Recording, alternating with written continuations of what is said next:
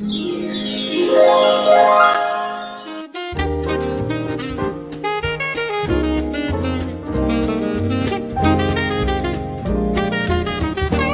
dia, Portugal!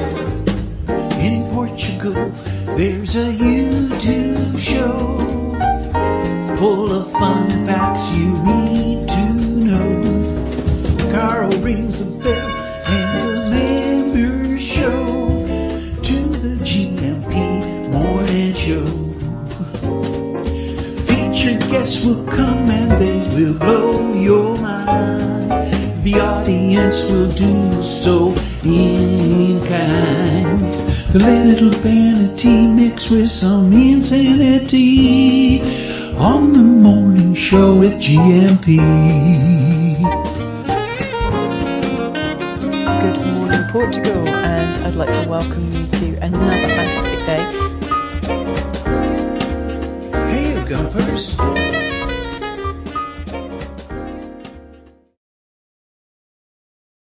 Hola, bon dia, Carl Munson here with the Good Morning Portugal show, live stream and podcast. How was your weekend? Do let me know in the chat, in the comments. Wow, what a weekend here on the Silver Coast. So much to tell you about, and a great lineup this morning. Let's have a look who's joining us this morning. It's Mindful Migration Monday, of course. If you care to take a look at the ticker tape.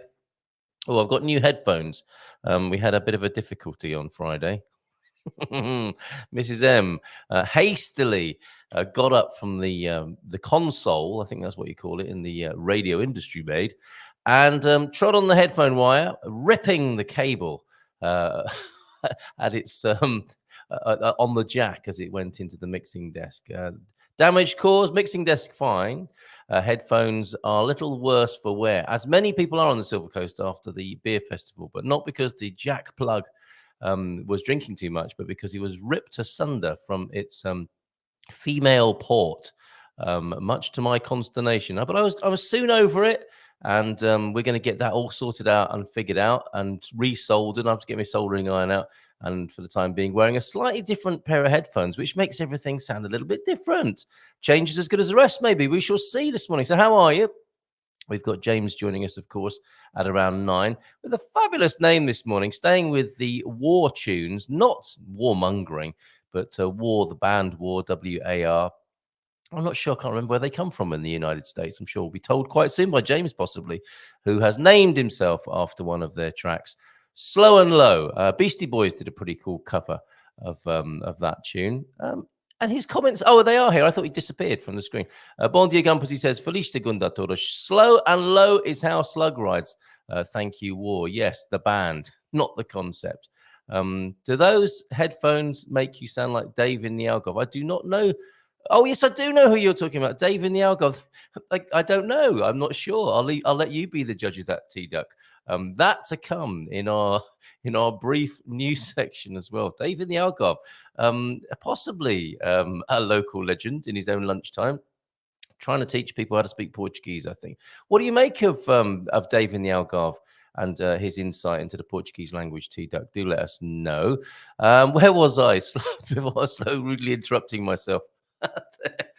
Oh, yeah, great weekend, fabulous weekend. No. Before I go there, and before I forget, 9:30, of course, Tig James of British in Portugal on Facebook with her monthly post-Brexit Brit update. And if some of you are yawning, Brits, it's all about you, isn't it? And you're flipping Brexit, blah, blah, blah. No one cares, yawn. It's actually, there's some quite useful advice in there. It's a really good thing she's going to be bringing to our attention. She gave me a little taste there. If you're a GMP VIP, you can go to the GMP VIP timeline and you can see the telephone translation service. I saw what Tig, she sent me some notes about what she was going to talk about this morning. And I've never seen it in all my years here. I'm not aware of this fantastic service offered by the ACM. It's the agency that helps migrants settle in Portugal. Debbie over on GMP VIP saying, this is fabulous, thanks, I agree. And I responded, I've been here 6 years and I had no idea this even existed. They translate, they've got a database of 107 translators, and they translate from and to 69 languages as a service to migrants in Portugal. And it's been going for years. It's not a new thing, but it's certainly a new thing to me and Debbie.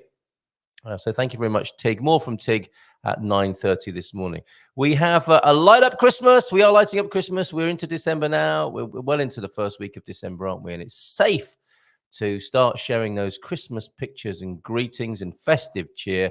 And of course, we started with this naughty cat here who's pulled over the tree. Now, I can't remember where I basically stole it from on the internet. I think this does do the rounds, doesn't it? It is. It's one that's been going around for a while. It's a perennial scene, isn't it? Naughty cats, and this is a situation I've just realised that we now have. Last Christmas we had no cats. This Christmas we have 3 cats. It is like partridge in a pear tree, and three cats are destroying, and a partridge in a pear tree. Yes, I've just realised. Look, the cat's pulled the tree over. And I just suddenly realized I've got 3 of those that might do that. So we're going to have to anchor down the tree with some serious concrete block work in a Portuguese style, I think. And maybe no baubles, maybe wrap it in cling film. I don't know. How do you cat-proof a Christmas tree? But if I stole this from you, I'm truly sorry. I just thought it was one of those perennial meme-ish things, and it was fair to do so. If this is yours, let me know. And I'm sure we can come to some sort of arrangement. What a fabulous picture. Others coming in as well. Thank you very much. How to keep your neighbour's kids out of your yard this winter. There's a serving suggestion. If you've got your kids in the neighbourhood you'd rather not have in your garden, thank you very much for that. Anne from VRSA this morning. Thank you very much to Anna. The Sweden, Portugal, with a lovely... We're not going to get snow, are we, in Portugal? We might get a little bit on the Serra da Estrela. We're more likely to get a bit of mizzle and rain, and there's a lovely scene in VRSA of the reflection of the lights shining in the puddles of VRSA right there. So keep them coming in on 913-590-303 before I go on more about the last 3 days, because, of course, our weekend started on Friday, didn't it? Where... we went to the first day of the beer festival, and on Saturday we met up with the man. Well, this is to answer your question, Joao de Nord. Who says, hey, you gumpers, who is that? Warren Sharm, who I met. I'm going to tell you more about him and show you a picture of him eating a flanzazina as well. And we went back to the beer festival on Saturday, and people not feeling so great in this household yesterday. So a nice... slow and easy day, a duvet day for sure here. Nice and warm and cozy here at Carl Munson yesterday. How was your weekend? Do let me know. And I'm going to light up Christmas now. This is our 4th. If I actually go over to the Advent calendar, and you can see the progress so far at our goodmorningportugal.com website. We do have a number of, we operate on a number of platforms. There's GMP VIP, and there's the good old-fashioned website, goodmorningportugal.com. Oh, it's on the wrong page at the moment. If I go back to our homepage, you will see there, I hope you're seeing that, Light Up Christmas. There you go, Light Up Christmas 2023. And there they are, the videos, the first 4 Advent videos, because it's the 4th of December. Did have a little bit of catching up to do over the weekend. Thank you very much, James. Thank you to Martin Jarl for their beautiful pictures of their various resorts where they're having Christmas and New Year treats and specials. If you're thinking, I don't know what to do this Christmas, I know I'll treat myself to a bit of luxury and be looked after. Martin Jarl's quite a good shout on that. And thank you, John and Pam, of course, for your beautiful video and pictures of Vigo from November, John. Nicely immortalized now as window 1 on our Light Up Christmas 23 Advent calendar. And this morning's, it premiered at 8 o'clock this morning, far right-hand corner of your... I felt very self-conscious saying far right then. I mean it as a geographical, not political reference on this occasion. Top right, that's not a political slur yet, is it? Top right-hand corner of your screen, Familia Barrandi in Agadir, and we'll take a look at that now because it's lovely. And it's a load of wonderful images and video footage, a little bit of video footage from Agadir, where Familia Barrandi seem to have a very nice time in Agadir, in the town of the biggest and smallest snowmen, I think, pretty much on the planet, I would say. Judge for yourself.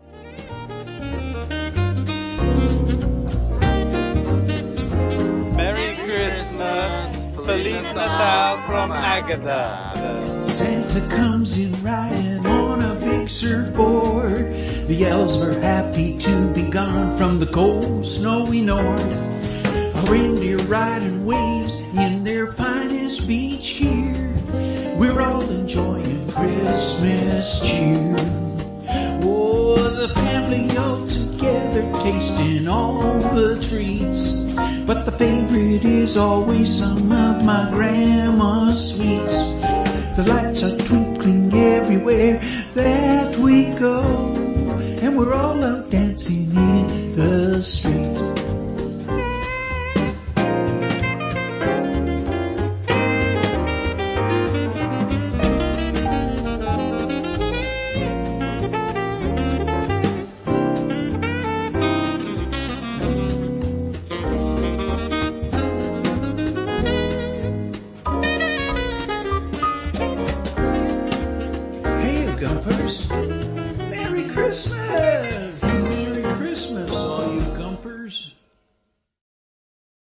Oh, isn't that nice? And that voice, yes, Warren Sharm, everybody, who I had the absolute pleasure to meet on Saturday afternoon between bouts of drinking at the Silver Coast Beer Festival.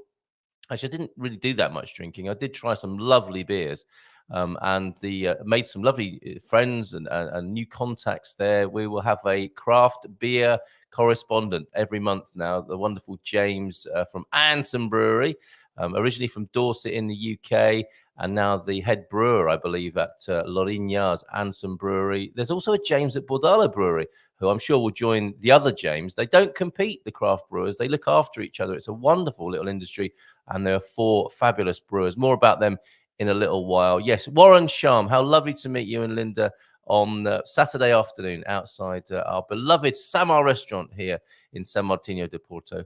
Actually, where I was called over at one point. Well, I don't know if Warren was joking. He said, I've come to meet the mayor of San Martino de Porto. And I said, oh, Carl. I think he was winding me up. But it's such good fun talking with you both about serious things, about funny things, about life in general. So wonderful to meet you both. And yeah, got called over to the desk, where you pay the till, the checkout. What's it called in a restaurant? The till. Let's go with till. And I got. Could you come over here a minute? Really sweetly, they said, oh, we're going to be closed from tomorrow. And I couldn't help it, but I just shouted out across the restaurant, no!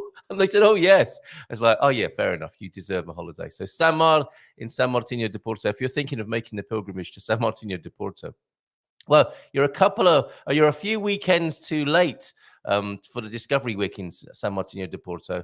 Perhaps wait until the next Discovery Weekend, because Samar's going to be closed for a month now as they have a well-earned rest, and they'll be reopening in the new year. Our next Discovery Weekend, of course, is how long away? It's next weekend. We're going to be in Coimbra next weekend. That's come up real fast. We're going to be filming in Coimbra. So hopefully we'll see a few campers in Coimbra this weekend. But back to San Martino de Porto. And here is the wonderful Warren. We've got, I thought we would have a go at a couple of real classics in Samar. They do a very respectable Francesina, as you can see in the foreground of the picture there. And to Warren's right, to the left of the picture, obviously obligatory fries on the table. There is the arroz de marisco as well, their seafood rice, which I think is a classic. I've been eating that in there since 2017, the seafood rice. Absolutely love it. And that's 2 dishes that the 3 of us shared, and I still brought some home. It's amazing.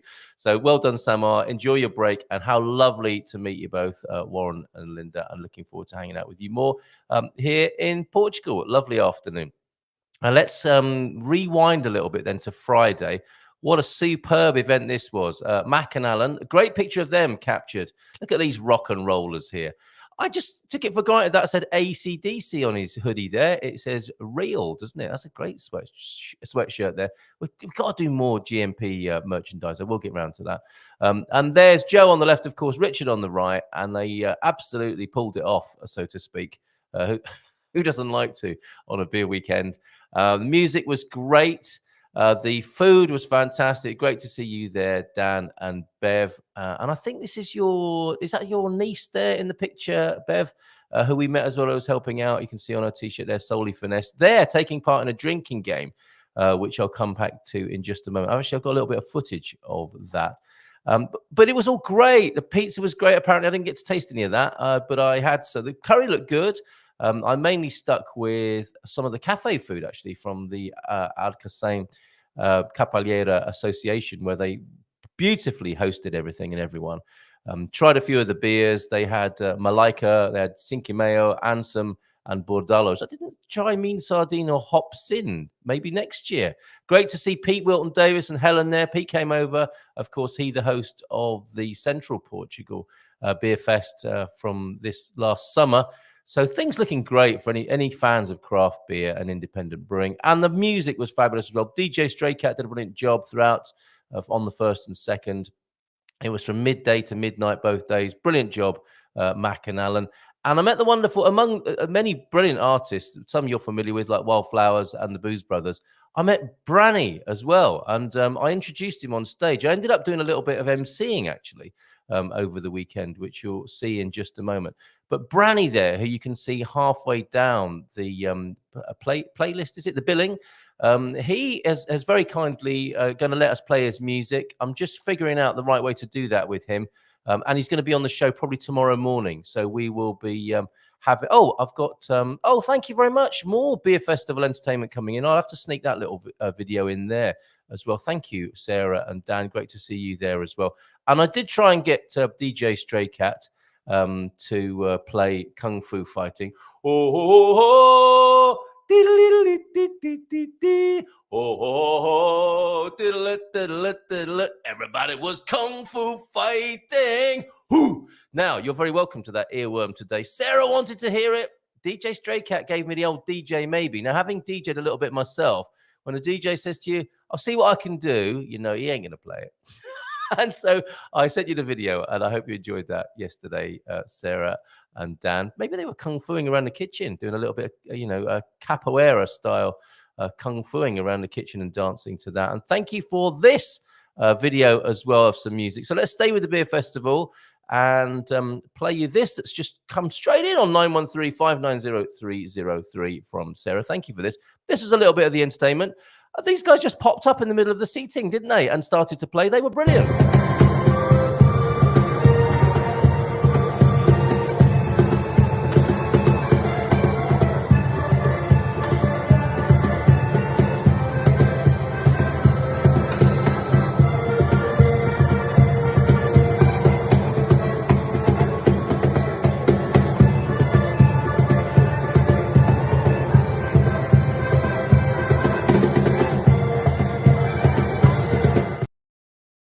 Yeah, absolutely superb. Great stuff. Thank you for that, Sarah. They must be, I'm guessing that's Rui and Paulo playing there. They could be the Brasa duo, forgive me. But I'm thinking it's Rui and Paulo. And I'm gonna say you're gonna see quite a few of these folks, these brilliant musicians again next year. It's gonna happen again next year. And I think we're gonna be there and filming Englishmen, Irishmen, and loads of musicians, loads of beer. What could possibly go wrong? We're going to have a great time there. I haven't asked Andy yet, but I'm hoping if Andy Klein is here, just the mere mention of craft beer will have him coming along and having a fabulous weekend up there. It's a really great event. It is, of course, a Communities Unite affiliated event where the idea is to get local communities, whether they be expat or local, native, indigenous people together. And it's working. It's working. I think it's, to be fair, it's a slow process. You're talking about cultures coming together and people on both sides, let's face it, who might be a little bit set in their ways, but have a lot to offer each other. One thing they have to offer each other is a chili eating competition. I'll go through a few of the stills here, and then I'll show you a little bit of cross-cultural ambassadorial work as the Brits were bringing to the Portuguese and other cultures a very special cultural, I'm going to call it an incursion on this at this time. There's the chili. When I arrived there on Friday, I was asked if I would MC the chili eating competition, which I was delighted to do. So you can see a lot of brewers from Bordalo there.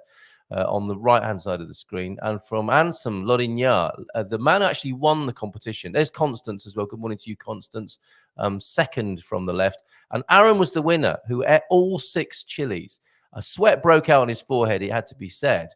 And he didn't show up on the Saturday. Apparently, there was a certain room of the house that he couldn't leave. So a really manful, crazy attempt, and a successful attempt to come first in the chili eating competition. But it seemed James, who is third from the left, one of one of the James brewers. There are two big Jameses in the brewing scene here on the Silver Coast. That's James there in the specs, third from the left. Who is the default champion because Aaron couldn't turn up the next day to actually be at the beer festival. That was a lot of fun, and you can get some really good chilies. For those of you who get offered a chili or piri piri sauce, and people, well-meaning people will say, "Oh, it's very hot. Be careful." And you try it, and you go, "Well, that's not hot at all." You can get, and we experienced very hot chilies that were grown on the Silver Coast, I believe, and that was all happening on Friday. Great job. So well done to all of the competitors in the chili eating competition. There was a games area as well, and there's Colin, who I also saw on Saturday with a game that he found called Crack. I don't think he had any batteries. He looks like he's been playing crack though, doesn't he? I think possibly there. And this is the offering. Talking of communities uniting and sharing cultures. This is a drinking game. The Brits are very good at this, particularly the rugby players of the British culture. And there was a drinking game which I was asked to officiate an MC on as well. There's Annika, of course, as well. That's after the drinking game. You're going to find out why in just a moment. She is trying a new craft beer hair conditioner there, because that's what tends to happen with this game. You'll find out more here from Richard Allen of Mac and Allen, who was explaining the rules to everybody. Definitely on this one. The first person in each team, you have to face that way, okay? You drink your pint. When you've finished your pint, and it's got to be finished, and if it's not finished, Carl will adjudicate. Yeah. Fine, and put the empty glass upside down on your head. When the person in the second row sees the glass empty on top of the head, they can start drinking in your team. You cannot start drinking until you see the glass on the person, and so on. So then you finish, then you. Once we get to the crucial last row, the last person has to shout, "Sit down," and then your team sits down, and it is the first team to be sitting down on their chairs that win the boat race. Okay? Have we got it? Yes, we do, Richard. Thank you. So if you're finding that, if you're looking forward to Christmas and thinking, Trivial Pursuit's fine, and playing Monopoly, but should we play something a little bit different? Kids are going to love it, aren't they? So there you go. I can't even remember what it's called now. Is it called Sit Down? I can't remember the name of the game. But there were three teams. There were the volunteers, there were the brewers, and there were the musicians. And you'd think, wouldn't you, that the musicians might win that, the rock and rollers. But no, the brewers were first to finish by some way. The volunteers got off to a great start. That young lady at the front there just necked a pint. And her teammates were a little bit slower than she was. Meanwhile, the brewers were just chugging it, and they won. So well done, the brewers. And special shout out to all the craft brewers of Portugal, especially here on the Silver Coast. Great job. So lovely to meet you all. And we're going to be talking more. That's the ones I met. Bordalo Brewery from Caldas de Rainha. We had Cinque Mayo from Ericeira. Malaika, I'm not sure where they came from. I didn't try many of their beers, but they were there as well. And of course, Anson Brewery from Lourinhã. And I was chatting to them about Lourinhã. Lots going on in the wonderful little town of Lourinhã. And on Friday, something I forgot. We went to Rio Maior. Mrs. M wanted to get out and about and have a little bit of a mini road trip and get out and see the Portuguese countryside, hang out with the family, get away from the computer for a little while.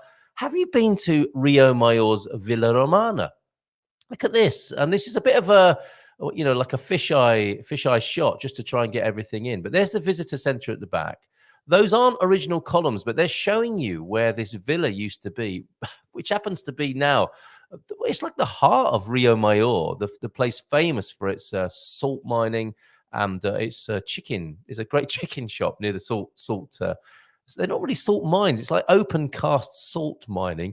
It's quite curious because it's a long way from the sea, but a fabulous little place to go to on the outskirts of town. And a very pleasant little town, Rio Maior. And we had a wander about.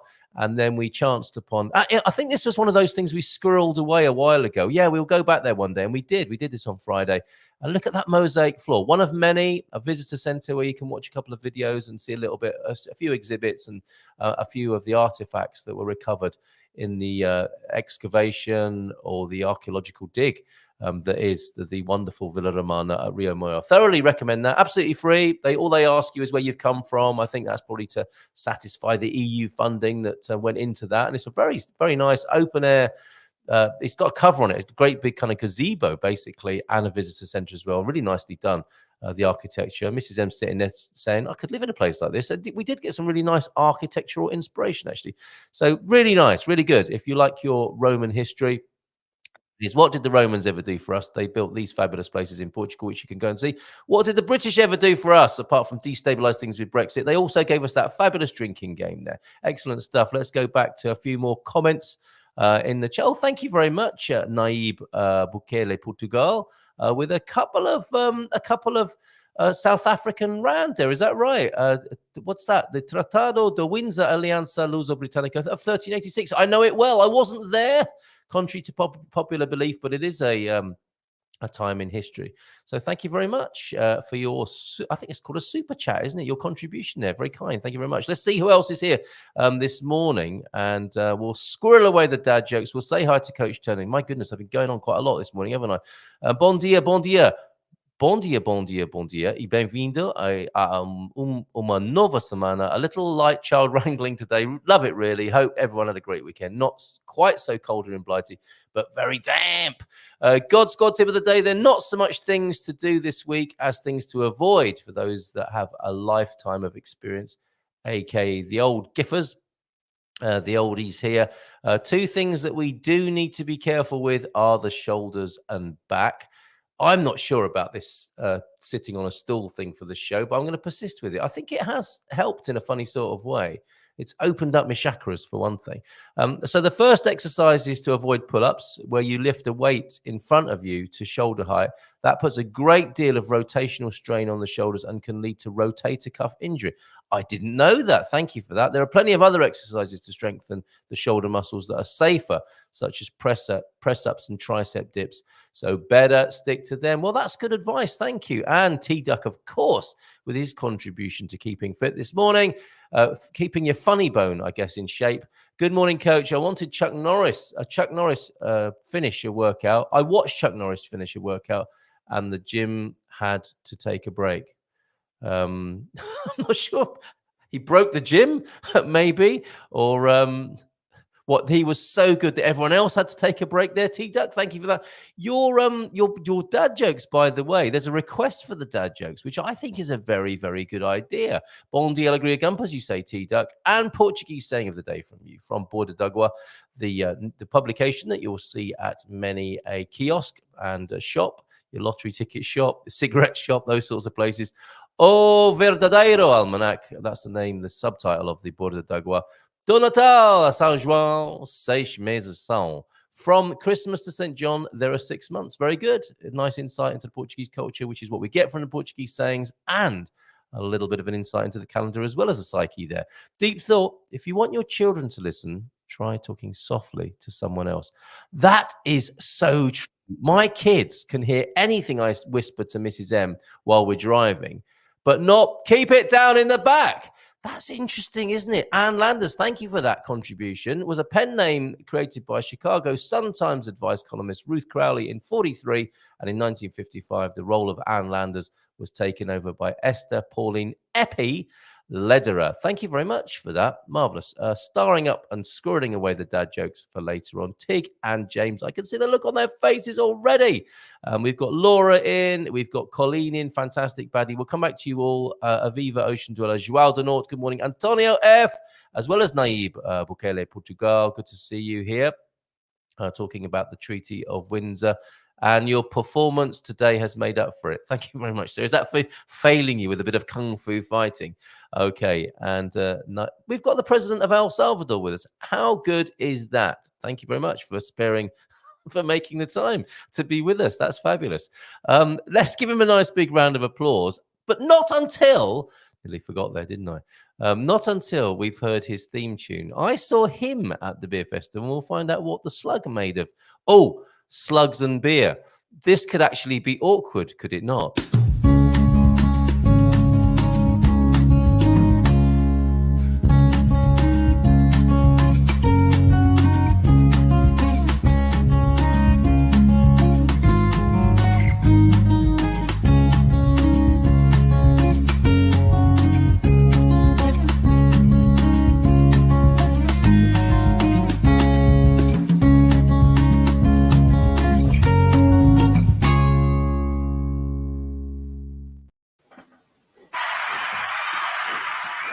Bon dia. Hola, bon dia. Slug. Really, that had only just occurred to me, James. Beer, slugs. It's not a happy mix, is it, generally speaking? As I understand it, no. I do want to make one thing clear. I'm not Slug. Slug is a friend of mine. And you've only been telling us that, what, for the last 2 years? And I still call you the slug. That's right. You're the friend of the slug, of course you are. Yes, right, Slug and I are good friends. Hopefully, Slug has popped down to the shop for you both and to get a pint of milk or something, and didn't hear the comments about beer. I mean, when the slug goes down to the shop to get a pint of milk, that's what, going to take 2 or 3 months to complete that? Well, yeah, because he's got to leave the redwood forest, which he can't do. So he has to find a shop in the redwood forest to get the milk. And then he has to get there, and he doesn't live close by, and he doesn't have a computer. So I doubt sincerely that he heard what you said. Good. I'm so glad to hear that. At which point James is saying, oh, shut up, you idiot. I'll get the milk myself. My tea's going cold. Excellent to see you. You were there on the Friday. What did you make of the Silver Coast Beer Festival, James? It was a good time. Yeah, I enjoyed it. I have to say, well, I guess, well, I'm not getting used to it, but I have these experiences of meeting people in face to face for the first time that I already kind of know because I've seen them on the show. Yeah, and it's always a little disorienting. It's like, oh, I know you. So then the assumption is, you know me. It's like, no, you don't, unless you're watching on Monday mornings, you don't know me. And now this is in regard to Soul Finesse. I saw them set up, and I knew all about them from what had been here. I was familiar with I don't remember her name, but the woman who is the part of the ownership. Bev and Dan. And so I struck up a brief friendly conversation as if I already knew them. And in the back of my mind, remember, they don't know you. They don't know you. Like that. So, it's like, I've seen you on the Good Morning Portugal show, that kind of thing. And I tried their macaroni and cheese. That was the first thing I tried. Oh, yes. And they wanted an authentic response to the first taste of their mac and cheese. Probably, well, I don't know, maybe because they knew I was from the United States. Mm. So I said, okay, I need to get my authentic self fully engaged. Not my polite, nice, that sort of thing. So I took a bite, and I closed my eyes. I swished it around a little bit in my mouth. I swallowed it, and I said, like that. I tried to be as enthusiastic as I could about it. And it wasn't till about, I don't know, maybe a minute after I had swallowed that first bite that I realized there's a little heat in this. Like my mouth, the tongue, and the throat just started to warm up a little bit. It wasn't over spicy, but it was a new experience with mac and cheese for me. So the flavor of the mac and cheese was like, oh yeah, familiar U.S. mac and cheese, yum. And then this slow warming feeling came into my mouth. I went, oh, nice. And so after my authentic reply, I said, there's a little heat in this. And they all smiled and said, yeah. Well, I mean, it's a migration metaphor, isn't it? The American meeting the heat. You could say, and the exotic perhaps is your journey, maybe right there on a plate. Maybe, yes. Yeah. Mac on a plate, yes. Mac on a plate. Their chicken on a stick was also very good, as were their. Yes, I had that as well later. Yeah. So shout out to Bev and Dan. and forgive me because I can't remember the name of their like you meet a lot of people at an event like that. Everyone does, and it's hard to remember everybody's name. She's a very wonderful woman. Whose face I can see before me, and who we saw taking part in that beer festival, and I can't for the life of me. She was lovely. I mean, she was smiling, but it wasn't like I'm running a business, so I have to smile at my customers kind of thing. It was just, it felt to me like that. She just walks around her whole life. Yeah. Like with that kind of energy. It was really delightful. And she was a beacon, wasn't she? Absolute beacon of loveliness and mirth and merriment. And yeah, great for the beginning of December and the Christmas spirit, and a wonderful representative of the whole event.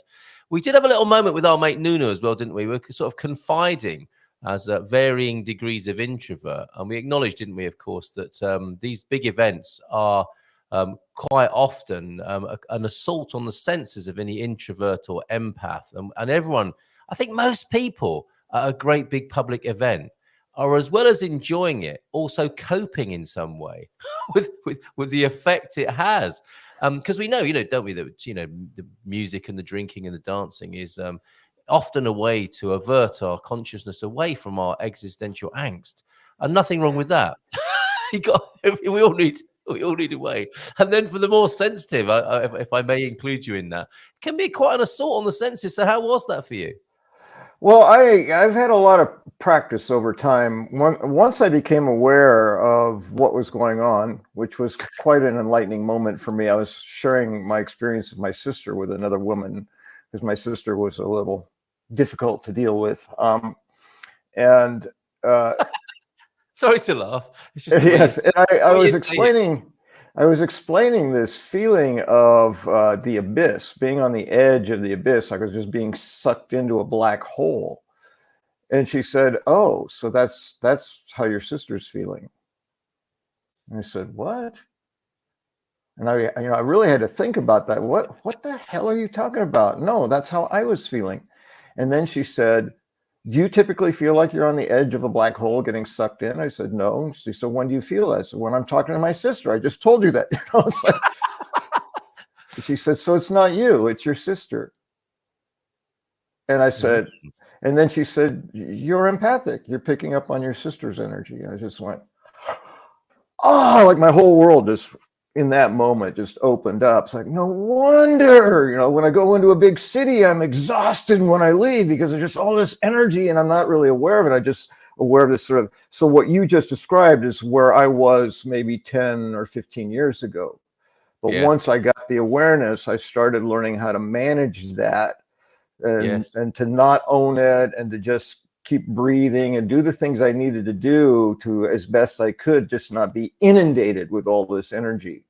I still, leave a big city exhausted. So it's the same experience. I go to this event. It's fun. There's lots of activity. It's really loud. You can't hear anyone talking. You're engaging new people that you haven't met before all over the place. Most people wouldn't guess that I'm introverted, or I don't know what they might think about being empathic, but when I leave, that's how I know. The cheap measurement of, are you an introvert is, are you energized by being around a lot of people like that, or are you exhausted? And for me, I'm always exhausted. So during the event, I'm fine. Toward the end, I start I just kind of need to sit down and be quiet for a while. And then when I get home, it's like, good night, world. I'm out. I get it. And it's probably a little bit like a computer, isn't it? That's using a lot of resource. It heats up. You have to kind of pull. Well, the battery, that's what I use. The battery is being drained. And the recharge is the rest. My understanding of the extrovert is the recharge is the after party. It's like, give me more, and that charges me up. If I don't get enough, then I start feeling so. So I think that might come as a revelation and help to other people who think, oh, I'm so antisocial. I go to these big events and I go home exhausted. It's quite a lot to deal with for the sensitive soul. And you know what? Underneath it all, we're all sensitive souls, I believe. Okay, let's say a few hellos and see if anyone is agreeing with that sentiment this morning, and find out how other people's weekends have been before we return to the friend of the slug, James, and his insights and reflections. And the Cisco Kid. and the Cisco Hit Kid, and Slow and Low. Nice reference there this morning. Laura P is in the Algarve, of course. The earth needs the rain that's there this morning. Good morning, all. Good morning to you. Hola, bon dia, alegria to you, Laura P. And your lovely picture. Thank you for that, Anna, earlier on. Bon dia from VRSA. Had a lovely weekend with a lot of Christmas feeling. Excellent Christmas spirit happening right there in VRSA with the great big Principio as well, one of the biggest in Portugal, the nativity scene. Thanks, T-Duck. I can feel a soldering party coming on. I've got a few jobs, actually. So I'll order the new cable assembly.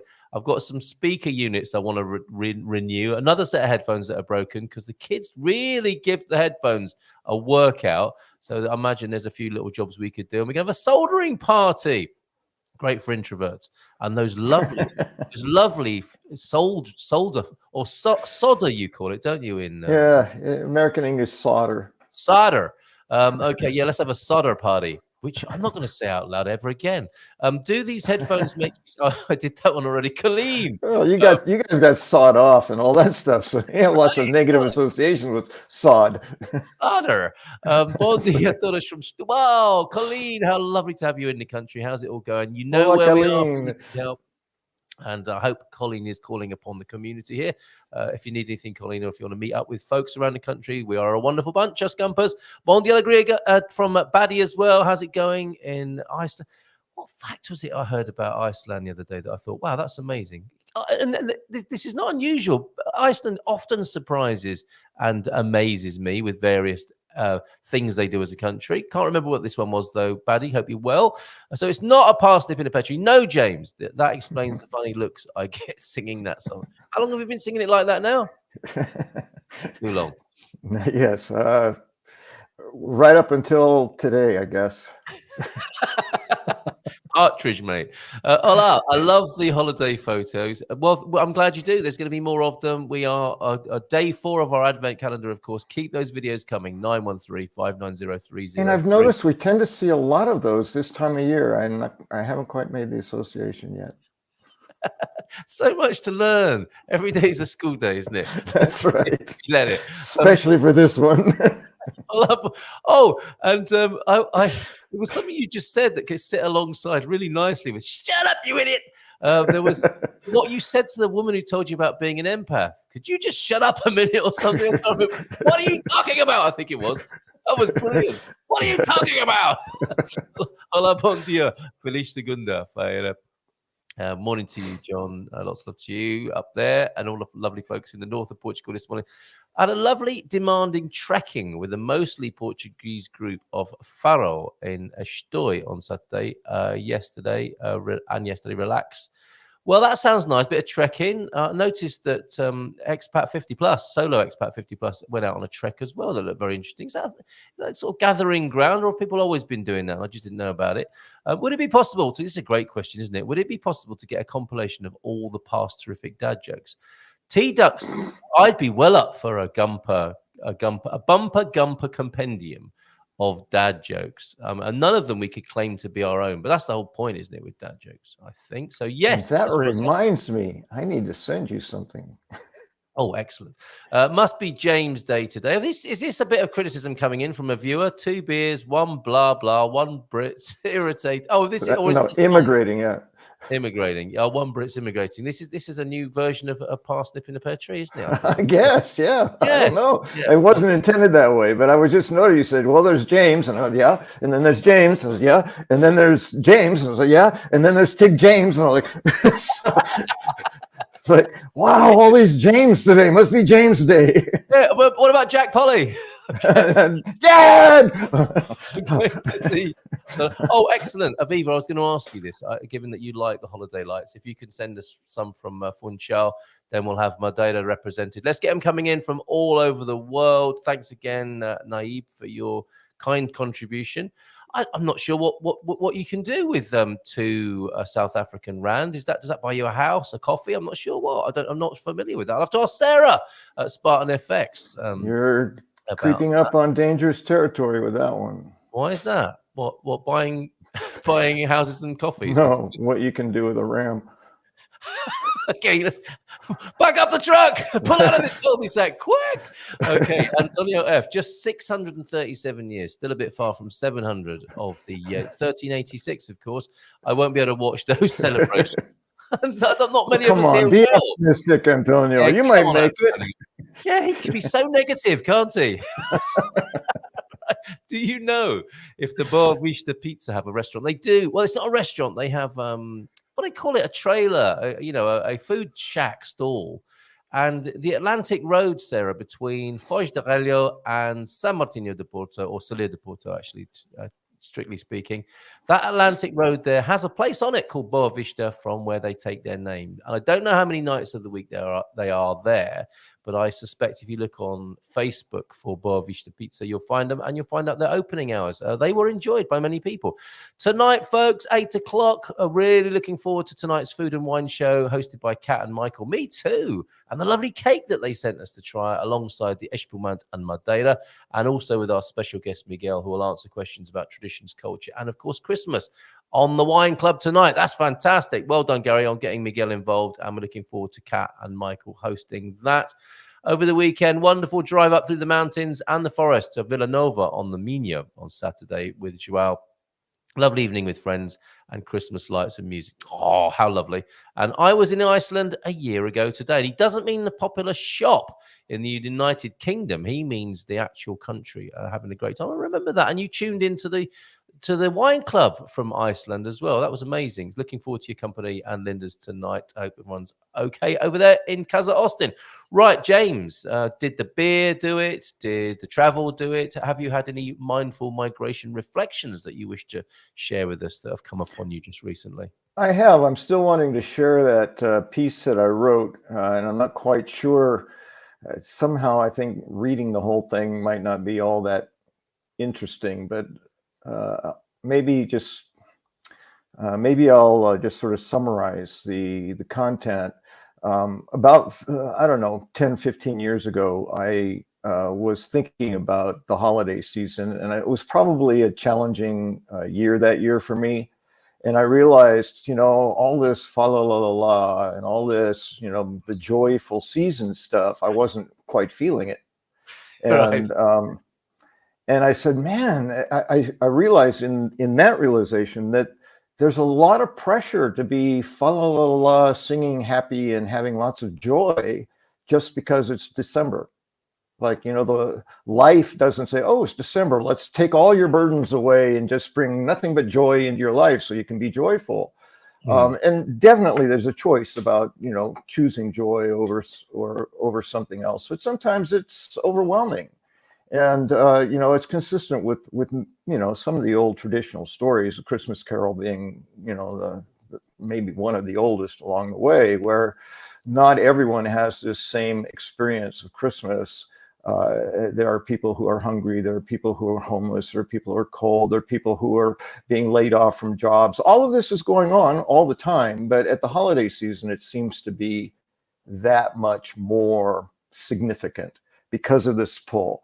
So my intention was just to raise awareness that, there's a wide range of experiences of the holidays, from the joyful family gatherings in warm homes and sharing gifts and Santa Claus to people who are really destitute. And to just be mindful that people may be struggling during the holiday season and trying to put on a good face. So it was mostly about just being aware, be sensitive. When you do say hello and how are you, like really mean it. Check in. How you doing? And see if you can pick up on some energy of, fine. No, really, I'm fine. That kind of thing.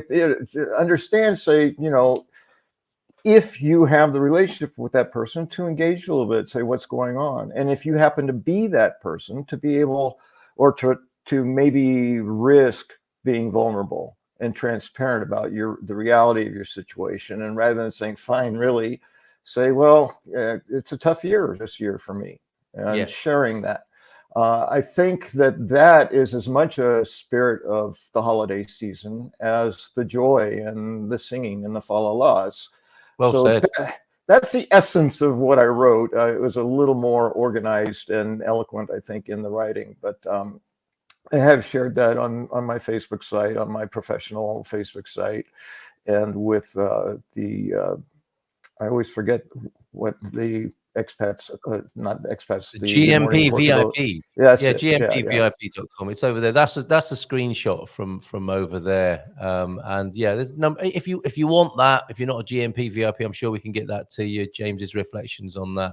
But that's over there at gmpvip.com, and I'll put the link to it there. But well said. And I think what you said about that might actually be the true spirit of Christmas. There's a lot in that. If we open up to others, or be available to people who are opening up and are not just saying I'm fine, thanks.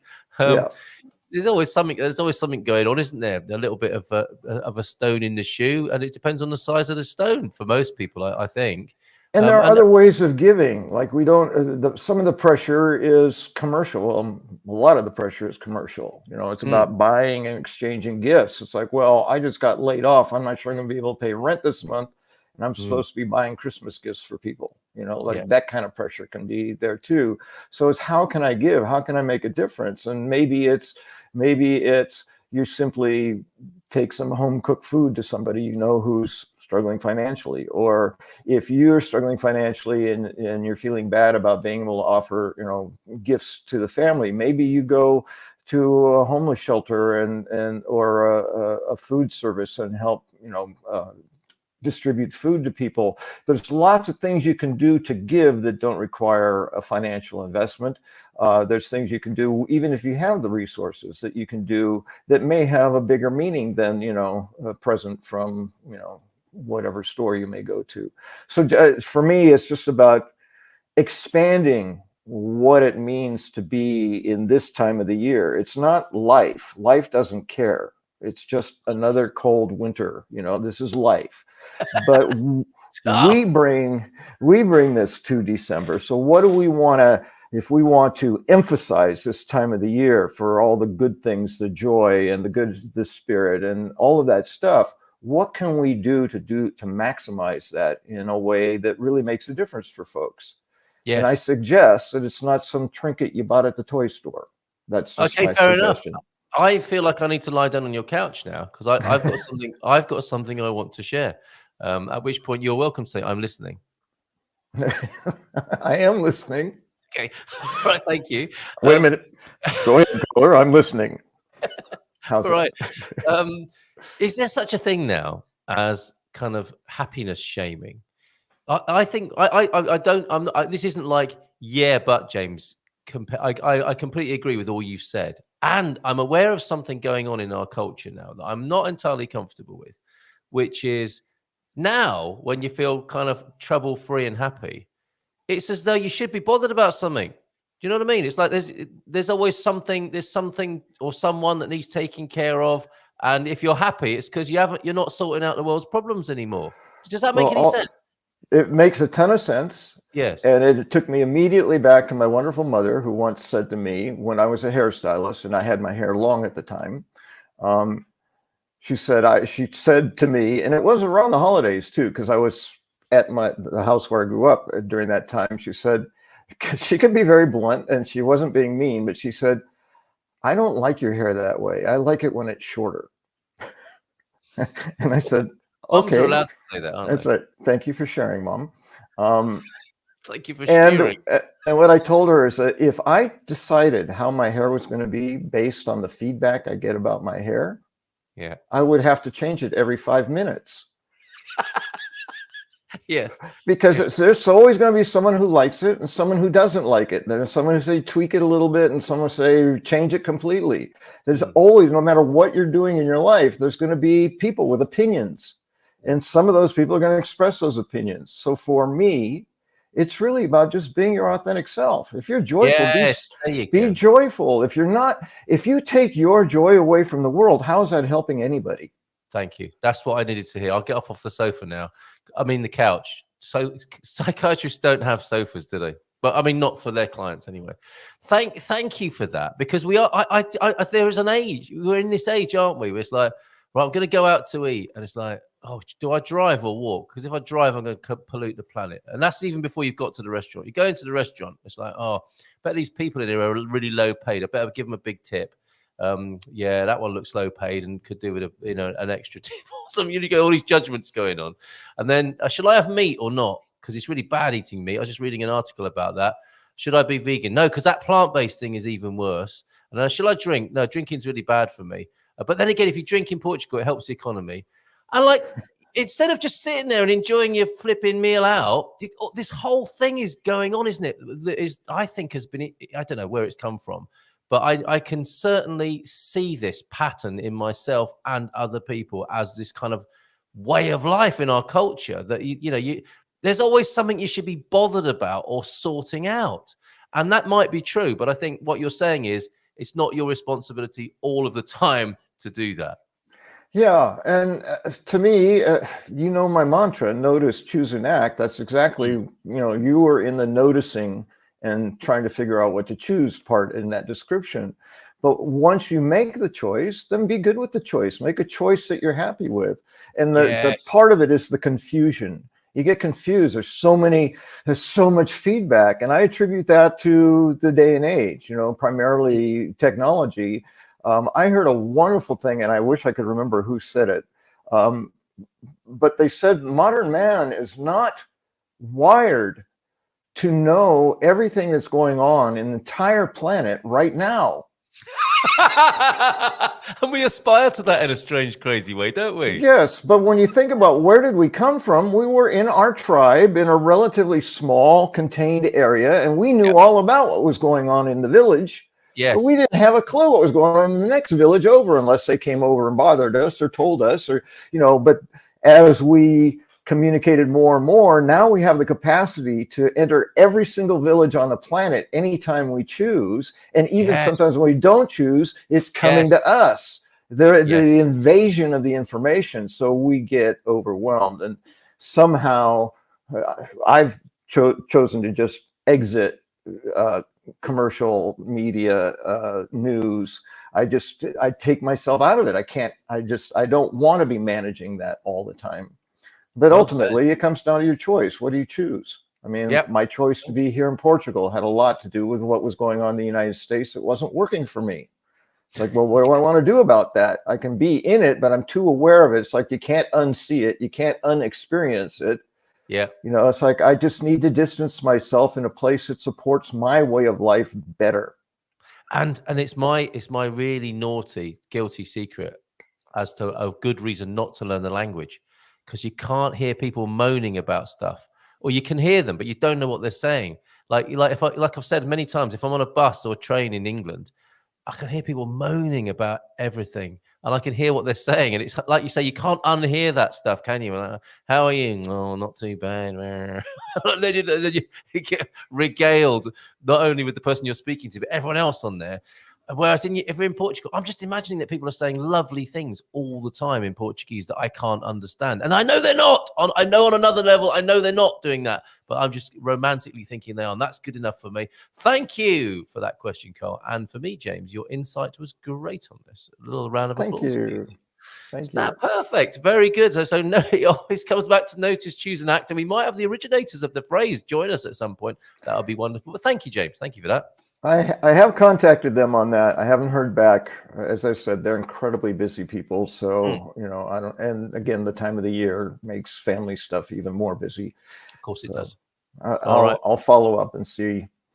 I'd love to see them. Yeah. Even I, on a personal level, don't ever see them. So. Yep. Okay. Well, thank you for that comment as well, Sarah. Good morning to you, Suze, as well. How are you doing? And very quickly then, before Tig joins us, you sent in a visual dad joke here. Yes. I thought it was appropriate. I think you should take responsibility for this. Come on. Okay. Every year, Neil Diamond would go to Sweden and sing Christmas songs with the people as they stood side by side the length of the block. I never knew that. It was a Swede Caroline. That's so bad. Yes, wow. Sometimes the worse they are, the more I laugh. Is there an American lawyer that specializes in suing people for saying stuff like this? There should be, right? You hurt my funny bone. Makes me talk about earworms, Sweet Caroline. Exactly. Thank you. Everyone does it. I bet Yeah, 90% of the people watching did that when I said Caroline. Went ba ba ba. Yes, so stop it. Okay, So- let's give her a nice big round of applause and bring her onto the screen. Tig James, everybody. Sorry about that, Tig. Hola, Sorry Tig. to do that on your I arrival. groaned loudly. Good for you. That was the appropriate response. How are you this morning? Tudo bem? Okay, thank you. I just want to go back to a couple of things that James said. Yeah. I mean, I think Christmas is such a heightened emotional time for people. And I think that, I mean, when you were saying sort of rather than gifts and people that are financially, strapped as there are now many, I think one of the things is just ask people around for Christmas Day. Just ask them round. There's so many people. There's so many. Sorry, the internet went or something. Then there's so many people who have got nowhere to go. Yeah. Yeah, you're right. And if they're in the new land, what's aren't happening they? Here, but we can actually hear you. You're whilst it might look not so good on your screen to you that you're being told your internet connection is not good. It's still streaming through. The machines are working hard on our behalf, and so we can still hear you. But maybe you can't hear us. Right, yeah. Oh, no. I can hear you now. Right. You're back now. Yeah. Perfect. Absolutely right. It is the Portuguese way as well. We've said this. We've had this said on the show. You know, a lot of Portuguese people would hate the idea of someone being alone at Christmas, and you'll be invited in by pretty much strangers, such that you won't be alone. And that's perhaps a custom we can extend to others as newbies here. And it's like James says. Usually, it's the people that are often the most outgoing. They are the ones that are struggling the most because they hide it the best, and I think that it's just ask people, because well said. Ask and listen. Listening is a gift. So ask and listen. And the other thing is that when I did my paddy diving certificate, one of the things that they say on there, what they teach you to say, what they do is if you're in a dodgy situation, they go, it's stop, think, act. Mm-hmm. So when you're underwater, so it's exactly the same as this. Stop. So thinking is the choosing, yes. And very interesting. Taken that into life, really, because if you're not sure, just stop. Yeah. And if you're still not sure, don't. If you don't, because you'll make the wrong decision. Yeah. Wisdom comes more than likely, yes. Yeah, wisdom comes from many directions, doesn't it? And there it is from the sub-aqua world. So tell us a bit about that, Tig. I didn't expect to be talking about that. I know we've got a lot to talk about today, but you're a diver, are you? Fabulous experience. I learned to scuba dive on the Barrier Reef. It was absolutely fabulous. I bet. The coral reefs, and I spent 3 days on a clipper ship off the coast. Off the coast with cairns. It was amazing. Oh, I wonder. I can see from the look on your face and the joy with which you share that it was. I was just gonna say, did you see her light up talking about that? Yes. Oh, incredible! Unrepeatable. Unrepeatable experience. And I dived in Mexico. That was fabulous as well. Same thing, coral reefs and that. Incredible. Well, thank you. It's nice to know a little bit about you, because generally speaking, when you're here, you're working on behalf of others and connecting us with very useful information, which you have much of this morning, I believe. Certainly do. First of all, obviously, people that have got residency prior to 2021, they need to get their withdrawal agreement biometric cards. Now, the way that people do that is they used to go onto the CEF website and now the AIMA website, but both are still up and running, I think, as far as I've been told. And you have to go onto the Brexit portal and actually to be able to do that. So what I've been told is that they're still available. That portal is still available. Just how long it's now going to last for, we don't know. No idea. So if you still haven't applied, if you had residency prior to 2021 as a UK national, you have to do this please do this. The withdrawal agreement biometric card is the only acceptable. It's the only acceptable documentation for residency that you will have.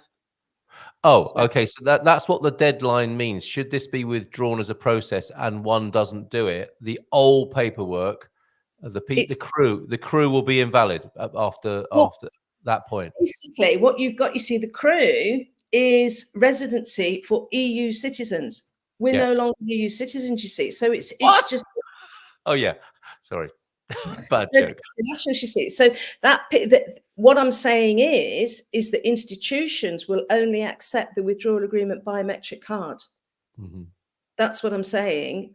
I mean, you can prove residency that you've been here by that. Yes. But will they accept it? And the answer is no, because it's not a withdrawal agreement biometric card. Yeah, which is probably okay as you're going about your daily business. But should you want to leave the country, you could find yourself in a compromised. Well, even institutions won't accept. This has been the big problem with driving licenses. Because they wouldn't accept anything but the withdrawal agreement biometric cards at IMT. Okay. So crack on then. Anyone with that previous residency in the old days, convert. Convert now. Fall before the altar of Brexit portal and do the right thing. Yeah. Okay. And what you've got 2 email addresses. brexit@cef.pt. Yeah. And because it's now new as well, you've now got Brexit@AIMA.pt. I see that. That's the one that I can see on the website. For the link I've just given, bottom right hand corner of that screen is Brexit at AIMA now. Yeah. So what news have you from that front, Tig? I noticed one of the news stories I saw. That so AIMA have there are. Oh, sorry. Go on.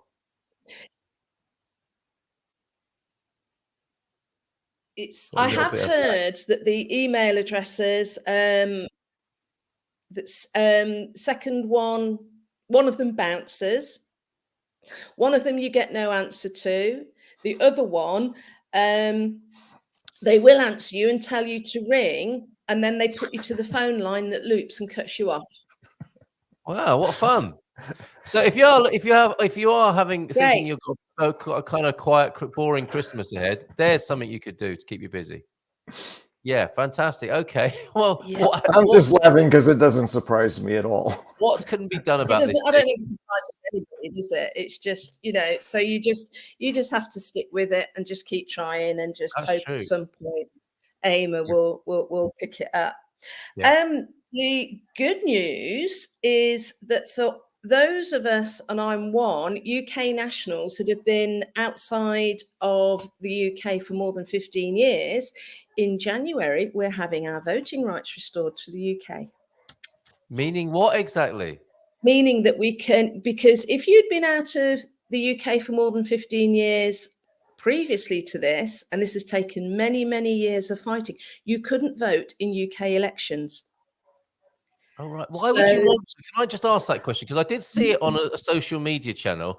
It's like, well, you're not even in the country anymore. Why would you want to vote in your old country? Oh, I see a little flush of exasperation there, T.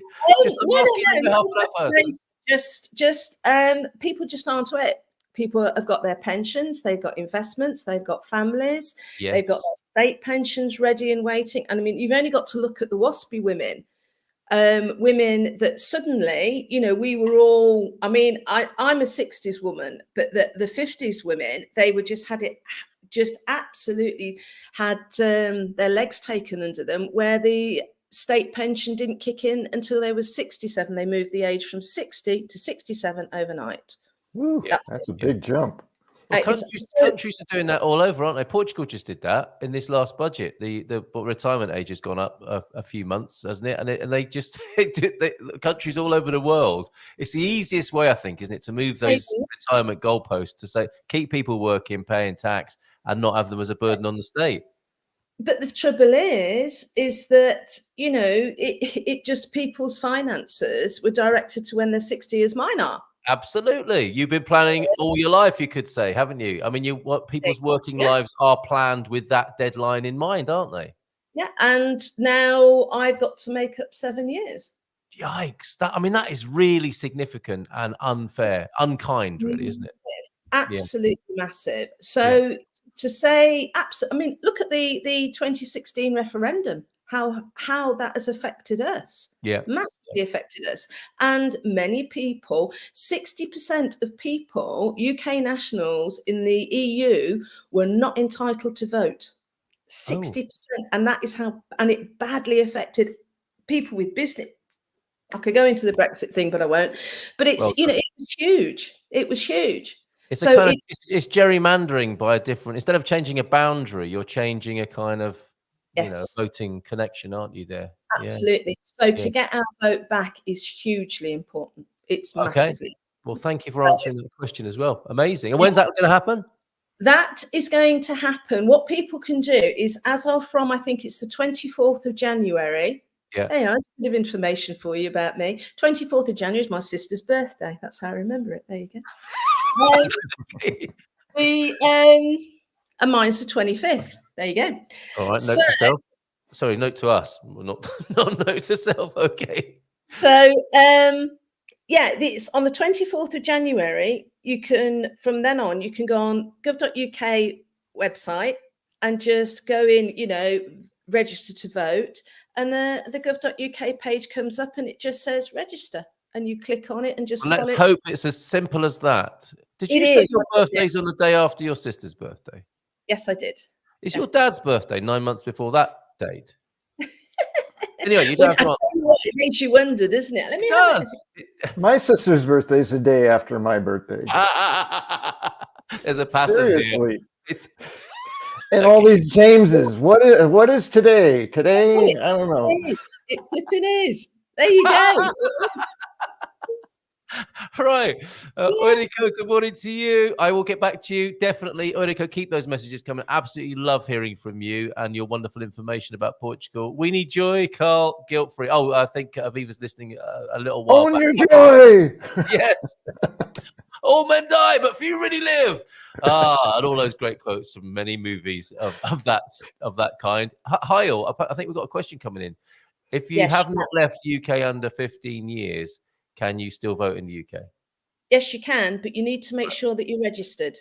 So go on to the same gov.uk voting, register to vote and click on, because I think you have to, not sure about this, but I'm fairly certain you have to renew it every few years, possibly every 3 years anyway. Okay. All right. And also, guys, be very, very careful with the voting thing, because let's just say postal votes get lost. What? Outrageous. I cannot believe I cannot tell you the kerfuffle and the furore that there was with the referendum and the general election. The amount of people that did not receive their documentation for a postal vote or whatever. And the postal votes just never received, or suddenly turned up a month later. Yep. Wow. Okay. If you're American and you've changed planes in the UK, can you vote? That's a joke. I've never been to the UK other than to change planes. Does that mean I can't vote? Yes, it means you can't vote, for heaven's sakes. You can't vote in England. Yeah. But you can vote in the US, Thunder. You invest enough money, you might get a peerage. There is that approach to making things happen in the UK if you want to. Or bribe a postman. Wow, really creative this morning. Tig, back to you. So that's that. So that's very important for a lot of people. Yeah, of course. So the restoration of voting, whether it's 15 years or not, if you're a Brit living abroad, the restoration of voting rights is complete come the new year. Yes, but you have to register, and everybody, if they could check, they are registered, and they register at the council where they last voted. Oh, okay, yeah. The area, but it will take, because they ask you for your old postcode. Yeah. So that'll be, on the gov.uk thing as you fill it in. It's fairly easy. Oh, you need, I think I'm right in this. You may need your national insurance number. Okay. And they'll find out if you paid your last council tax bill at the same time. Excellent stuff. Okay. Right. Now then, ETA, electronic travel authorization, is coming in 2024. We talked about these before. We And could. the And this is alongside the fee that's going to be paid to come into the Schengen EU area. No, that the Oh. ETA, the ETA is is basically the thing that somebody is going to need if they wish to visit the UK if they're not a UK national. Oh, going that way. Right, okay. So you've got that way. What you're thinking about is the ETIAS. Yes, that's right. Okay, the ETIAS is if you are a UK national resident in the UK, then you will need an ETIAS to be able to travel to the EU. Right. Now, that's another James as well. Etta James. Sorry, that's just the way my mind's working this morning. There's another James reference there. This is unbelievable. Spooky almost. So okay. You've got, so if you're a resident and a UK national in the UK from, I think it's 2025, we think that's coming in, you must have an ETIAS. Okay. But the big thing for both of, hang on, let me take that one step further, because if you are a UK national legally resident in an EU country, you do not need an ETIAS. Say that one more time. If you are a UK national, legally resident, i.e. you have all your residency documentation in an EU member state, Schengen, you do not need an ETIAS to go. Say you want to go to Spain or France or Germany, you do not need an ETIAS. It's only people that are resident, UK nationals resident in the UK that need an ETIAS. That's good. Well done, everybody who made that happen, because that would have been really annoying and inconvenient, wouldn't it? To be treated as though you lived outside of Portugal when you live in it, basically, is what you're saying there, right? It was. It caused a lot of consternation. It caused a lot because we genuinely thought we were going to have to. So every time we decided to go shopping across the Spanish border, we'd need a flipping ETIAS. Yeah. So it was just nonsense. But and of course, you know, we live in the EU, so why would we need a visa to come to the EU?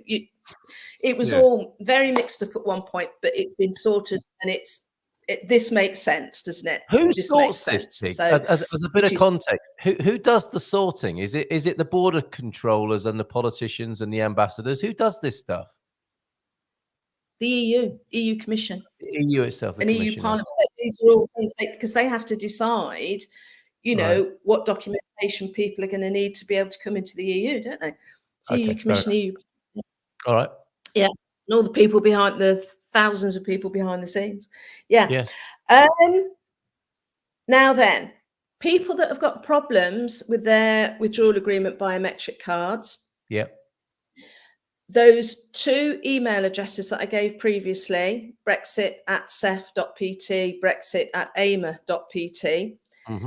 Again, those are the ones I've been given if you've got problems. But obviously, if you can't get anywhere, which is the chances are we know you won't, just contact me on Messenger on Facebook. So, okay. Oh, you're wonderful. Thank you so much. Paul's absolutely right here. You're full of very useful information. Thank you, Tig, from Paul there. Yeah. Health centres. Do you remember what I was saying last time, that lots of people are having problems with the health centres? Yes. We felt discrimination was carrying on there, and it is. Undoubtedly it is. What there is available for people is a free language assistance tool whilst you're there, and you can. And I gave you the link, didn't I? This is flipping brilliant. I've already put it up on our GMP VIP site, and I'll share it more widely as a news story on our. I mean, because it's not really news, is it? I mean, this is a really old service, but so many people don't know about it, right? I know. And basically what you can actually do, you can contact these people, and whilst you are actually at the health centre, you can have a 3-way conversation, and they will translate for you, and it's free. Yeah, that's what happens in this video here. The video that you can see there, which was made, I think, 12 years ago or something. You've got this fellow, this Asian guy, is in a doctor's or something. And I think the lady says to him, well, hold on a minute. I'll ring this other Asian fellow up who speaks the same language as you. And they have a 3-way conversation, as you say, where it gets translated so that nobody's left out of the loop of understanding and translation there. What a fabulous service. And It's so wonderful, interesting that isn't we knew nothing about it. So it's the Yep. ACM, which I believe, I mean, you've probably had things to do with the ACM. This is the agency that is responsible for helping people settle successfully in the country, is it not? The ACM? The migrants, yeah. Yeah, for migrants. And there it is. The ACM created the telephone translation service, the STT, to overcome the language barrier, one of the great difficulties experienced by immigrants in their relationship with the services in Portugal. This is directly from their website. It offers a database of 107 translators, interpreters that fluently speak, besides Portuguese, one or more languages, and is aimed at Portuguese speakers / foreigners who need to communicate with foreigners and Portuguese citizens / entities. So it's not just the health services, is it? It's any government office where you could summon this up. The service sets a telephone conference between the manager of the service institution, a translator, and the migrant. And the numbers are there, and I'll make them more widely available. And thanks again to Tig for bringing this to our attention. What a godsend that would be in some situations, right, Tig? Be absolutely amazing. I mean, can you imagine, anything from having your child kidnapped? Could you imagine the state you would be in and then trying to suddenly have to speak Portuguese to the police? Well, we have had that. We do know of Rebecca James, and we must get back to her to find out what's happened with her lad here. These things do happen. And yes, it's a bit like the situation you described. What do? You're trying to think straight. If you've got the added complication of the language, it's very, very difficult. So this is wonderful. Well, I have a question if anyone has actually used this service, because I've seen brilliant things like this. This is an amazing idea, but my experience was things along this line as you attempt to use it and there's no one available. They don't have a translator who can step in, even though they've called, that kind of thing. So I'm just wondering, does anyone have any experience with, wanting to use it and then being unable because of a lack of... I know people that have used it and said it's excellent. Maybe you need to book before you go. Yeah. I mean, that's going to be the case, isn't it? You are bringing more people into a situation, so you are going to have to make sure your diaries match up for one thing, and people are available. I would say so. Contact them, but say, I'm going to the health centre in 2 days' time. Please, can you help? That makes sense. If possible, obviously. Yeah. Well, that's wonderful. It's 69 languages as well. I was doing a little bit of research on it because you very kindly... Oh, there's people having a three-way conversation right there. And there's the instructions are there too. So I will make sure that link goes into the chat, and I'll stick it on our Portugal News and Information Service. That's absolutely wonderful, Tig. Well done on that one. Okay. And finally, with all those things that have been going on, we are getting a new ambassador. I haven't even met the old one yet. I've talked to him on the show, and I've not met Mr. Sainty. So who's taking his place, and why is he going? Well, it's sort of 3 years that they do. Sort of stay, isn't it? 3-4 years.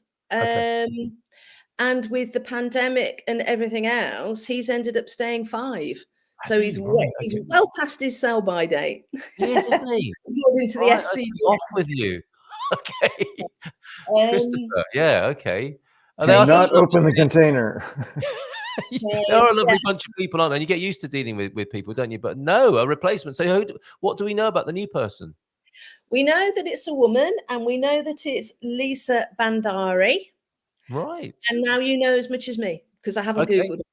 All right, so a new British ambassador who we hope to have on the show. She would be very welcome. If you, of all people, you're likely to get to meet her in the first wave of meet and greets, I would have thought, Tig. So do let her know that she's very welcome on the show here. Okay. Chris was always a great guest. It'll be the new year, obviously, because she doesn't start till January. But there'll be meetings, I'm sure. So, yeah. Okay, just as a quick and almost frivolous question for you both here. But if you could be the British ambassador to any country in the world, Tig James, where would you go? Same for you, James. Oh my goodness! You're an American ambassador, which is a bit different. I think I've heard about these because we deal in this sort of expat scene. I've heard the Aussie ambassador is quite approachable. Chris Sainty has made himself very available and very informal. I was when he first came on the show. Do I call you Your Excellency? Do I need to get some Ferrero Rochers in? All that sort of stuff. No, just call me Chris. Very informal, very excellent. American ambassador, a little bit more remote, I think, and difficult to get in touch with. But the same question for you, James. If you were suddenly made the American ambassador, here in Portugal. What would you like to be your next gig? So you're saying leaving Portugal? Yeah.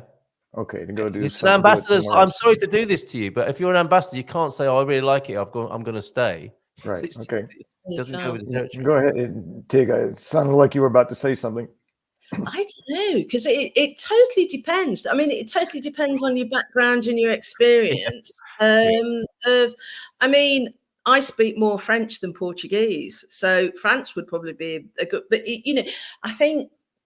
I mean, when you sort of think about it politically, what they have to do, because one of the mistakes that people make about embassies is that they think that they're here to help their nationals within that country. That isn't their case. That's what I thought. No, that is not their focus. What? I know, it shocked me, and because of course I'd had nothing to do with embassies until this all started 7 years ago. I had no idea at all. No, their main focus is on trade deals with the country and keeping everything. Really? Yeah. Oh my goodness. But that was why the embassies across the EU were completely lost when the referendum happened, because they'd suddenly got 1.2 million UK nationals hitting the phone lines going, what's going to happen? And they shut down for 3 months, and we had no idea what was happening for 3 months because they didn't know. So they just shut down. That's incredible, isn't it? And it's like, can you help me with my lost passport? Well, I'd rather be doing massive deals with companies here, but yes, okay. Wow, I didn't realize that. It's trade deals, and it's just politically, obviously, because they've got military. When you think about it, they have military attaches. Incredible. So you've got all the military side that they have to keep. It's just keeping everything smooth, isn't it, politically for them? Very interesting. I quit. Yeah. So, okay, that was a terrible question. I resign. Yeah, neither of you want to leave Portugal, for one thing. Well, I was going to say, well, it depends. I mean, you're going to do the job. That's different than being a tourist or being, just a resident of a place. So the first thing is, where would I want to go? Well, I don't have to be an ambassador to go there. And then then the next thought was, I don't think I would want to be an ambassador. And then after Tig's explanation. Yep, that's it. No, we're all of us have quit, basically. All right, fair enough. A couple of minutes to go. Time for some dad jokes. Oh, sorry, Tig, go on. I don't know. I mean, it would totally. I mean, could you imagine being an ambassador in Iran? Yes, I can. Oh, not in Iran, no. Ooh, I quite like the idea of the job. I think it was. Dubai, is absolutely Tuesday, do you? Super loaded people, and you're on an ambassador's wage. Yeah, okay. I don't know. Put me right off. You've put me right off. Okay, quick quiz question of the day. You don't have to answer it now, because I was going to ask this on our GMP VIP Portugal quiz. How did Portugal get cha, given that it's called tea in the UK and in many I already knew the answer to this one. It's a cup of cha. You get a cup of cha, don't you? Well, I thought that. Now, the jury's out on this, because I thought it was something to do with what's written on the boxes. It used to come back from the Far East.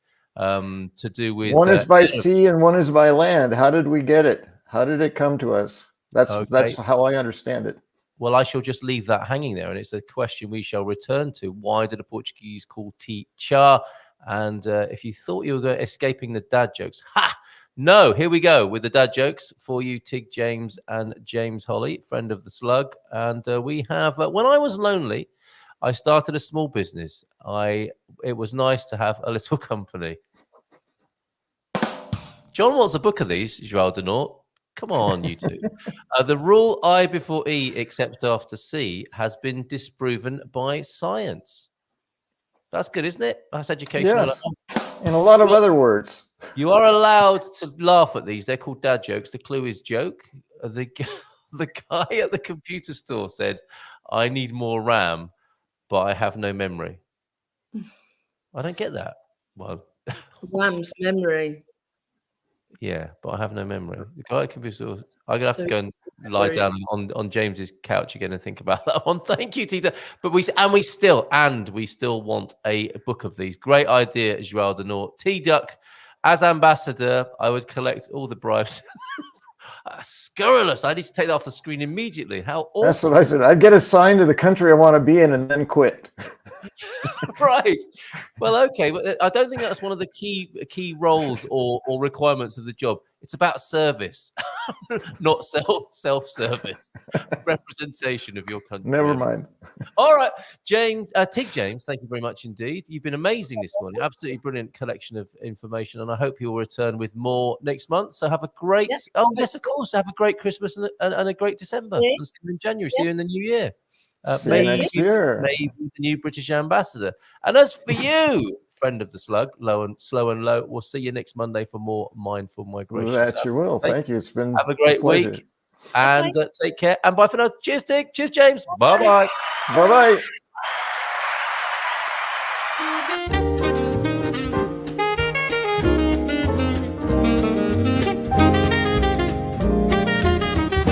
Bom dia, Portugal! In Portugal, there's a YouTube show full of fun facts you need to know. Carl rings the bell and the members show to the GMP morning show. Featured guests will come and they will blow your mind. The audience will do so in kind. The little vanity mixed with some insanity on the morning show with GMP. Good morning, Portugal, and I'd like to welcome you to another fantastic day. Hey, Gumpers.